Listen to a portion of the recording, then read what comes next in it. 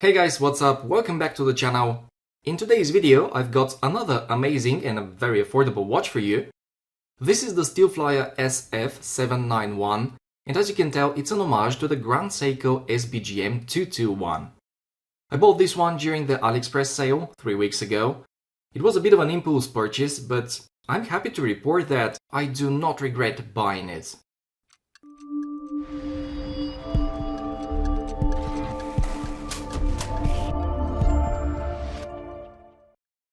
I bought this watch from the Steelflier official store on Aliexpress for just €118 as it was on sale. Now it's priced at €126 or $108 US. However, once you add it to your cart and then click on checkout, you'll see the price changing, and chances are you'll be able to get it for even less than what I paid for it. In addition, you may want to try one of the following discount codes and perhaps you can save a bit more. You can find those as well as the link to the watch in the description and comments down below. The watch arrived in the usual for Steelflier and Steel Dive packaging. In it you'll find your watch wrapped in plastic as well as a bracelet resizing tool. The warranty card and the user's manual are also here.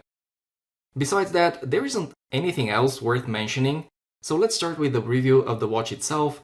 And as always, the first thing I would like us to cover are the dimensions. So what we've got here is a case diameter of 40mm. The lug to lug is 46.7, which is fairly compact, but keep in mind that the end links on the bracelet are male. Then there's the thickness, 13.2mm. Don't worry about it, as that's due to the sapphire crystal, which sits about 2mm above the case. Finally, the lug width is 20mm, and the total weight of the watch, sized for my 17cm or 6.7 inch wrist, is 135 grams. When it comes to the wearability, I must say I really like how this Steelflier feels on my wrist. It's very comfortable, very balanced, and there aren't any sharp edges in contact with my skin, so wearing this one at work all day, every day shouldn't be a problem. I would say it wears true to its dimensions, but if you want to make it even more wearable, all you need to do is put it on a strap, and I'll show you a couple of options in just a moment, right after I give you my thoughts about the bracelet. The bracelet is very similar, if not the same, as the Steelflier I reviewed a couple of months ago, and the quality is good, especially when you take into consideration the price of the watch. The links are solid and they're put together with split pins, which makes the sizing process very easy. The clasp is milled and it has 4 micro adjustment points. There is a bit of a gap between the case and the end links, but overall the bracelet is decent. However, I don't think it's the best match for this nice and shiny case, which is why I want to show you a couple of alternatives which may or may not be better. You'll be the judge. The first one is this brown leather alligator strap, which belongs to my Seiko Alpinist Sharp 017. In my opinion, if you want to dress up this watch a bit, using a strap like this one is definitely the way to go. It really is a fantastic looking combination, and it makes this watch look even more similar to the Grand Seiko. I've also tried this black variant, but I'm not so sure about it. Guys, another advantage of using straps like these is that the weight of the watch comes down to about 75 grams, which is almost 50% less when compared to the bracelet. As you can tell, my strap collection is extremely poor, so feel free to give me some ideas in the comments below. Moving on to the design, as mentioned at the very beginning, this Steelflier is an homage to the Grand Seiko SBGM 221. And it looks incredibly similar to it, just Google it and you'll see. In my opinion, it's a great design and it looks very classy and elegant with this cream dial and high polished case. On top of that, for €120, Steelflier have done a great job with the build quality. I mean, the whole case is made of 316L steel and it feels very solid and very well made. In addition to this, not only the top crystal is made of sapphire, but also the one on the exhibition case back, which was a huge surprise to me.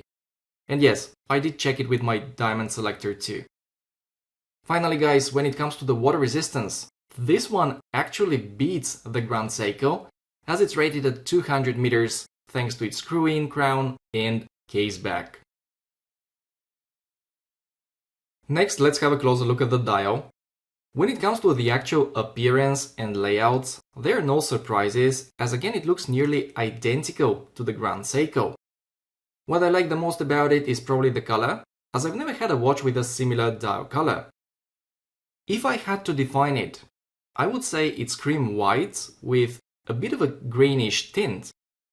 You know, it looks as if it were fully lumed, which would have been fantastic, but it isn't. Anyways, the thing is, it's a very pleasant color, which at least I don't see very often, and I think most people will like it. Something else I must point out here is that the execution of the dial is surprisingly good. The applied hour markers are completely polished, while the handset is brushed, and then there is the GMT hand, which is blue, although it looks black most of the time. In addition, the printing of the mini track, the logo at 12 and the text at 6 looks nice and sharp without imperfections. I guess the only thing that may split some opinions is the broad arrow logo, which is typically related to military use. I'm not such a purist and I don't mind it. In fact, I quite like the way it looks, but I can understand why some people may not be very fond of it. Last but not least, we should have a word about the movement. It's the caliber Seiko NH34. I've already owned 5 watches with it and I have only good things to say about it. You can literally expect the same level of performance and reliability as you would from an NH35, since it's basically the same caliber, to which Seiko has simply added a GMT complication. Yeah, it's not a true GMT, but since I fly to a different time zone only twice a year, I'm totally fine with it. In fact, the way I use these so-called office GMTs is to simply track a second time zone that I'm interested in. When it comes to the specs, you can see them on the screen right now, and as far as the accuracy goes, mine is keeping pretty good time. It's running about 7 seconds fast per day in the dial up position, which is a very solid performance in my opinion. The bottom line is, this Steelflier SF791 is absolutely worth its asking price. For €120, you're getting a very good looking watch that you can easily dress up and down with different straps. This watch is also well built and nicely finished. The crystal is made of sapphire, and so is the one on the exhibition case back, something that I didn't expect at all. In addition, it has a water resistance of 200 meters, which really adds to the versatility of this watch. So, if you want to attend a meeting in the morning and then chill out by the hotel pool in the afternoon, you can totally do so with this one. Guys, let me know what you think about this watch in the comments below. So far, this is the second Steelflier watch that I've ever reviewed, and I'm pretty sure it's not going to be the last one. In fact, I already have my eyes on their SF747S Zenith homage, which is made of bronze. I think it looks amazing, and since I currently do not own any bronze watches, I may get it during the Double 11 sale next month. Speaking of which, next month I'll be reviewing a ton of new watches, which I'm sure you'll find very interesting. I've got the latest Bautany and Millifortic watches coming my way, as well as a couple of other new releases from Callison, Addis Dive and some other brands. Guys, if you haven't subscribed to the channel yet, now is a good time to do so, because it's going to be a crazy month. And besides reviewing a lot of watches, I also plan to buy quite a few. Thank you for watching, guys. I hope you enjoyed today's video. Take care, and I'll see you in the next one.